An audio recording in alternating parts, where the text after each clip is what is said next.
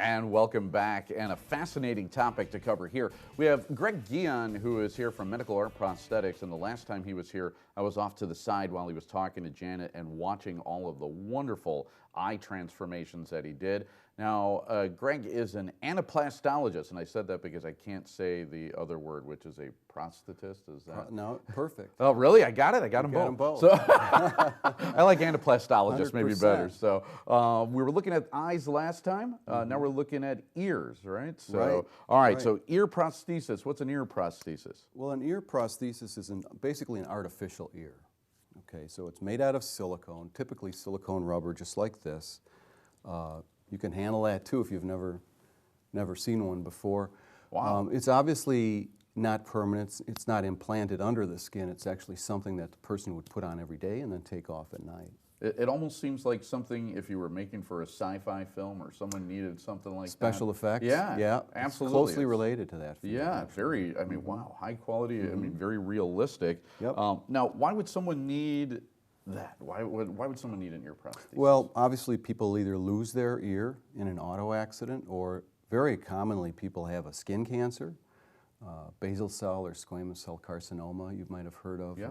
or melanoma from the sun, whatever. And so they have to have their ear removed, or part of their ear removed. That's one big reason. The other class of people that need a prosthesis are children that are born without an ear. Oh, boy. You know, so there's like 1 in 5,000 or 1 in 6,000 children are born without an ear, or a small ear. They're born with a tiny bit of tissue, and they call that microtia. Okay. So that's another reason. And then there are the people that our children have been born without an ear, and they try to have it surgically reconstructed, but the reconstruction doesn't turn out so good. It either fails or it just is not ideal, and the people want to, you know, improve the look of their ear, so they have a prosthesis. You could be, I guess, a Vander Holyfield too, and have fought Mike Tyson. That's true. Yeah, Yeah, that's true. Not to make light of it. It could but be a candidate. Yeah, Yep. yeah. Lost part of his If ear. it was so, enough. Yeah. Right, exactly. So how do these prosthetic ears actually attach then to a patient? Well, I've got some examples here, and I'll quickly go through them. So here's an example of an implant retained ear. One of the more common methods is the patient would have implants installed in the bone. Let's see if we can get that on the camera. And then the prosthesis would be designed with these clips that snap it into place. That's one method. Another method that's also implant retained is a magnet retained prosthesis. So there's individual magnets placed, and then or rather implants placed, and then the prosthesis has magnets, very strong magnets, that attach the prosthesis with an O-ring. So that's really on there too. And then another method is for the children with microtia that have tissue there that maybe don't want to have it removed. We can design a slip-over prosthesis that actually slides and slips into place, and then it's held into place just by the fit, and maybe augmented with adhesive. Yeah, well, I got to touch it, got to see it up close. It looks really real. How do you get such a close match? Well, it's a matter of art, really, to a large degree. There's technologies that help design or mirror image the ear prostheses, but the whole process is not so high-tech.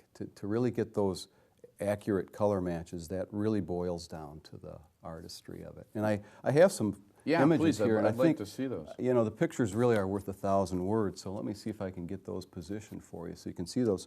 So this quickly goes through some case examples of people that are obviously missing the tissue, missing their ear.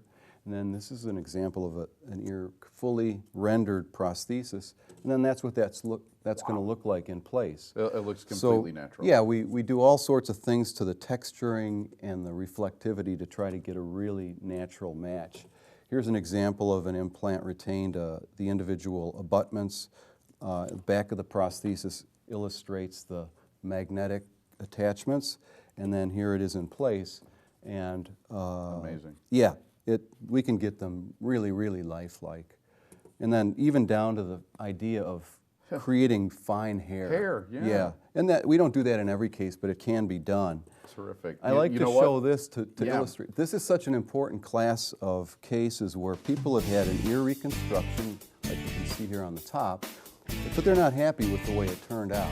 Well, we'll have to cut you there. We are Oh, out of okay, time. we Yeah, ran I out. apologize. Yeah. I could talk about this stuff forever. Greg Gotcha. Gion joining us here. We'll have more on Talk of the Town coming up.